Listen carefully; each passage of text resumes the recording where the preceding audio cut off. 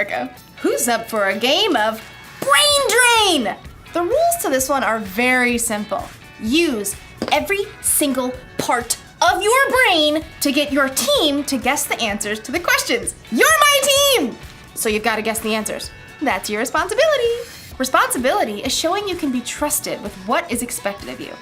Okay, this first question is knowledge-based. So you're going to need to use this part of your brain you use for intense thinking. What is 4 plus 4 plus 8 plus 8 minus 16? You have 10 seconds. Go!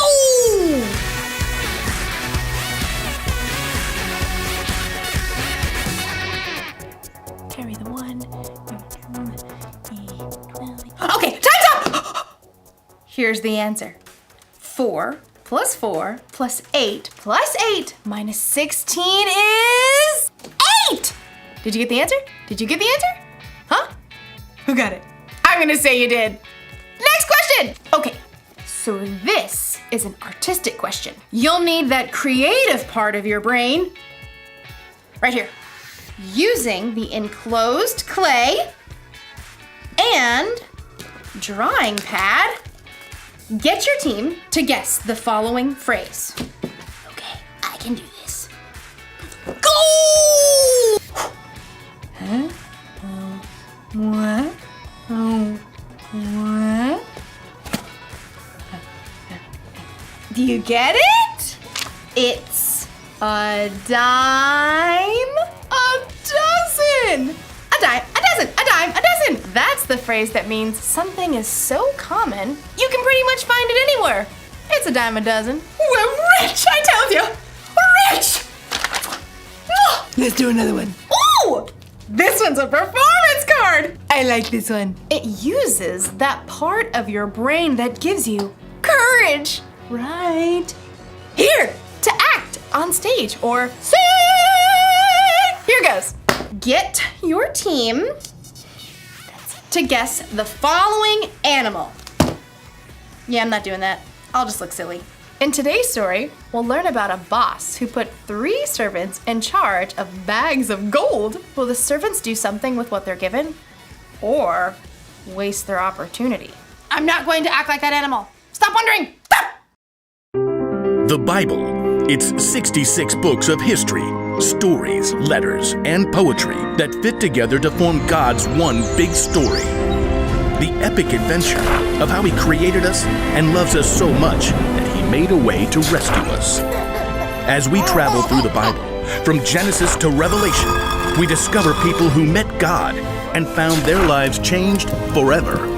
Now, for an amazing story, inspired by the book of Matthew, chapter 25, verses 14 through 30. When Jesus wanted to share truth with the people that followed Him, He often would tell a parable, a story. Here is what the kingdom of heaven will be like. These parables used everyday situations to help people think and understand God's truth for themselves. One day in Jerusalem, Jesus wanted to share a story with His followers. If He told that same story today, it might sound something like this. There once was a man who created the world's most amazing energy bar. Just one bite and I feel like I could leap tall buildings in a single bound. What is even in these? If I told you, I'd have to leave you stranded on top of Mount Everest. The man did such a good job of selling the energy bars, he soon became wealthy. Then one day, he got on a Zoom call with 3 of his top employees. Zane, Ren, Murray. Yes, sir. Right here. Murray! Says he's here. I don't hear him. Start your audio, Murray. Oh, hey, I was finishing the movie. I've called you together for an important purpose. I'm going offline. You're what? Completely screen-free. I'm going to travel the world for a while. Hike Everest, cross the Sahara, dive down to the Mariana Trench, miles beneath the ocean, all fueled by my energy bar, of course. Dude, that is far out. Literally.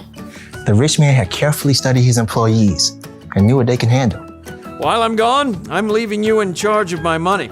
Zane, I'm sending you an encrypted key to access my gold account with 5,000 credits. Oh, excellent. Ren, Here's an encrypted key to access my silver account with 2,000 credits. I'm on it. Murray, check your inbox for an encrypted key to my bronze account with 1,000 credits. That's it. That's it. I'm going off the grid. Immediately, Zane accessed the money from the gold account and put that money to work. He hired scientists and designers to create a suction shoe that would keep a rock climber from falling. I call it the fly shoe. The fly shoe sold as nearly as fast as the energy bar.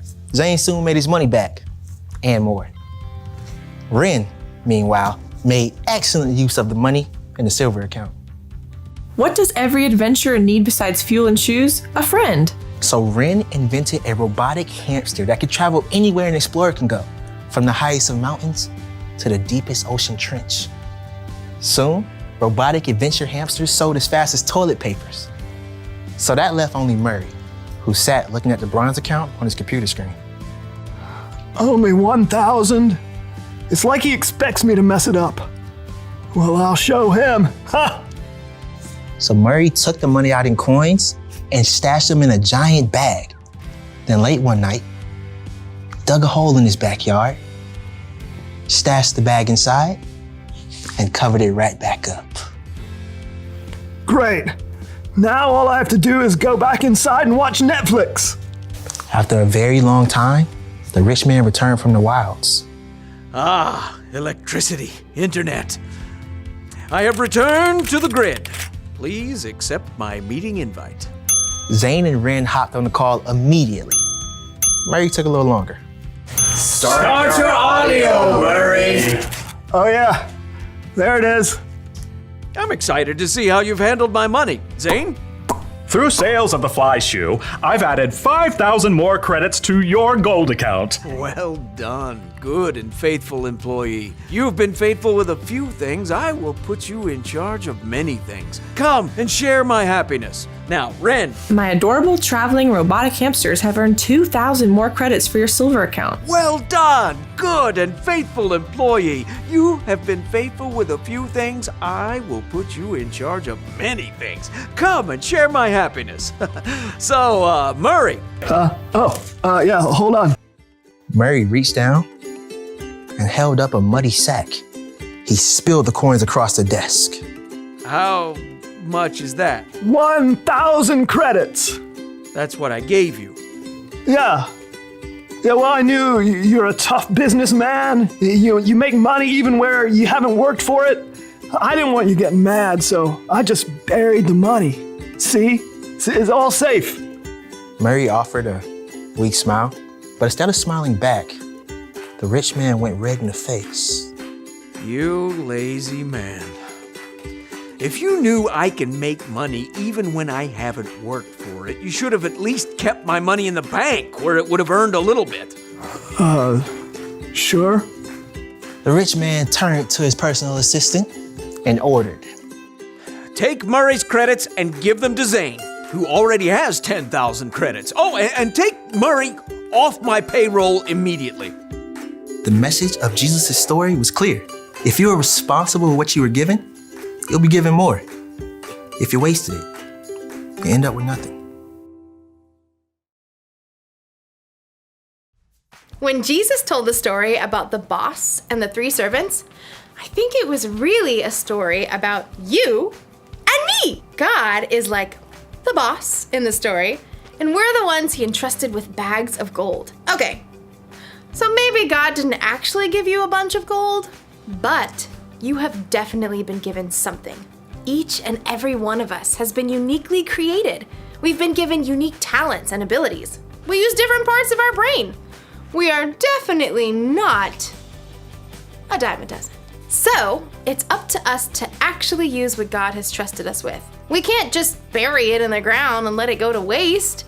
And I think it's even better if we use what He's given us to make a difference in the world, to love God, and to love other people. So here's the rule for life to remember today. Make the most of what you've been given. So if you've got a talent for singing, then sing out loud and strong. If you're good at intense thinking, then think about how you can make the world a better place. And if you happen to have the talent for acting like a wild animal, then let it out of its cage every once in a while, even if it makes you look silly. Did you get it? You're right. It was a zebra. See you next time. I'm kidding. It was an elephant. A really good elephant, too. I wonder what part of the brain that was. This one? This one? This one? This one? Definitely this one.